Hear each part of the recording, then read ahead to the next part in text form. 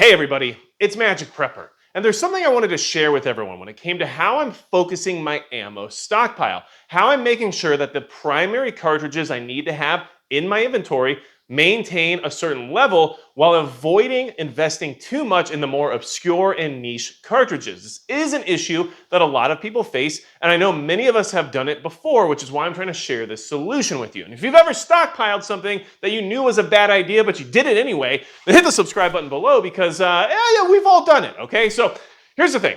I put out a video a while ago about how to avoid a mistake of stockpiling too much ammo that's not necessarily your go-to. But this is one of my solutions for that issue now, rather than just telling you about it and telling you to avoid it. Now I can tell you what I'm doing to make sure I avoid it. And this might not work for you, but it's my solution, so why not let you know about it? Now, right here we have the MTM Case Guard 3-can ammo crate, which it's actually pretty nice, and I got this from Midway USA, who is the biggest supporter of the channel, and of course, they have all kinds of things when it comes to ammo storage solutions, so a big thanks to Midway USA. But to be fair, this can be accomplished with the use of mil-serp 50 caliber ammo cans or anything else within that same vein. So you don't have to get this exact 3-can ammo crate to accomplish the goal of what I'm trying to share with you today. So I wanted to make sure that I maintain focus on my primary cartridges. And what those are going to be 9mm Luger/NATO, depending on what I decide to purchase at the time, 5.56 by 45 NATO, and 7.62 by 51 NATO. Those are the three main cartridges I focus on because, well, logistically, they're the most sound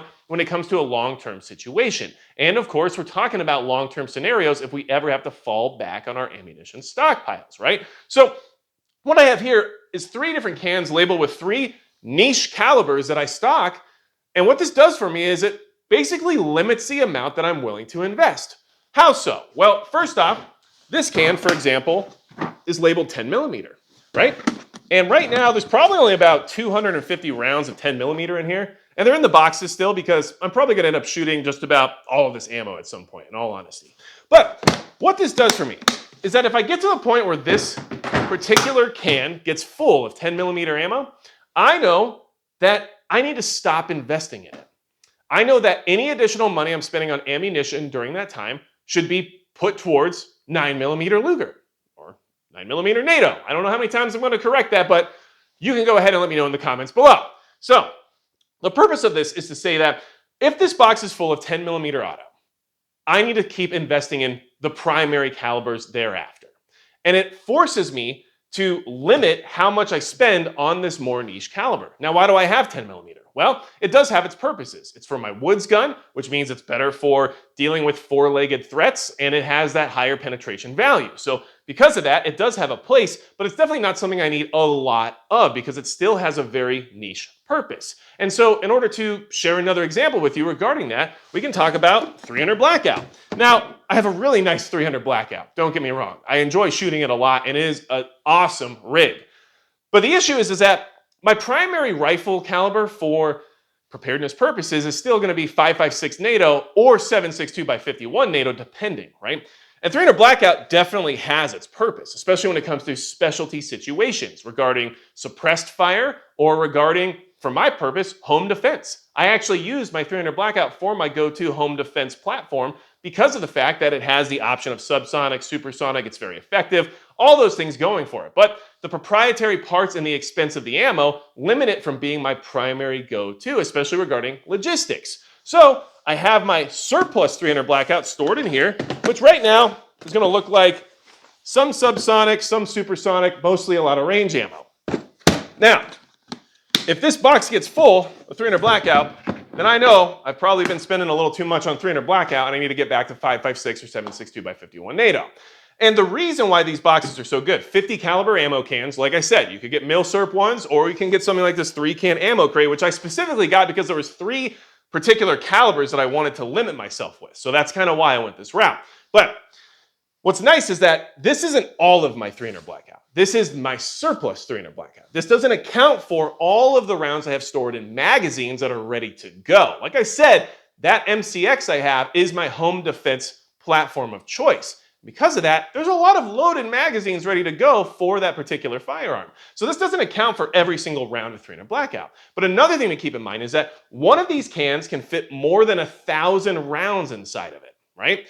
So knowing that, I mean, even if these are all filled to the brim, we still have quite a bit of additional ammunition on hand, even after the magazines that we're already considering when it comes to the inventory, okay? Same thing can be said about 7.62 by 39. Now, I used to have a lot more 7.62 by 39. I like the AK platform a lot. And in fact, we all know it recently did very well in my extreme cold weather test.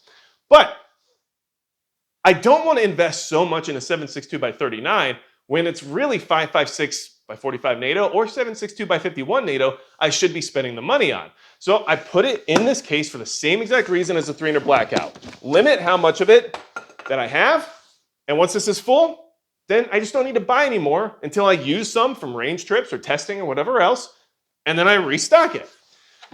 So this forces me to limit the amount of investment I put into these niche calibers. Am I not going to buy a spam can, a 7.62 by 39 if I come across it at a really good deal just because I don't necessarily need it when this box is full? I can't really say yes or no to that right this second. That's kind of a in the heat of the moment type of thing, right? But what I can say is that it gives me a gauge and a visual aid to say, you know what, Magic Prepper, you've got enough 10 millimeter, you've got enough 300 blackout, you've got enough 7.62 by 39. You need to focus more on the other ammunition types that are really going to matter when that time comes, if that time comes. And those ammunition types, like I said, as a reminder, are going to be 9mm Luger or NATO. Dang it, I didn't want to do it again. Here we are. 9mm, 7.62 by 51 NATO, or 5.56 by 45 NATO. And those are the three that I'm really concerned about. Everything else is more niche. Of course, we can add 22 long rifle, 12 gauge to that mix, right? But those are never going to be the primary focus comparatively to 9mm 5.56 or 7.62 by 51. So hopefully this gave you something to think about. This is just my approach to forcing myself to make sure my inventory maintains the proper focus. And maybe it'll work for you, maybe not. Let me know in the comments below how you ensure you don't overdo it with the wrong caliber in your inventory, right? And yes, we all know that there's a difference between cartridges and calibers, but for the sake of a good conversation, just let it go. We don't have to be grammar here. I'm going to fix that because that could cause me problems when it comes to the way everything works around here. So anything else at all you need from me, go to magicprepper.com. And besides that, it's going to be it for Magic Prepper. Hey everybody, it's Magic Prepper. And there's something I wanted to share with everyone when it came to how I'm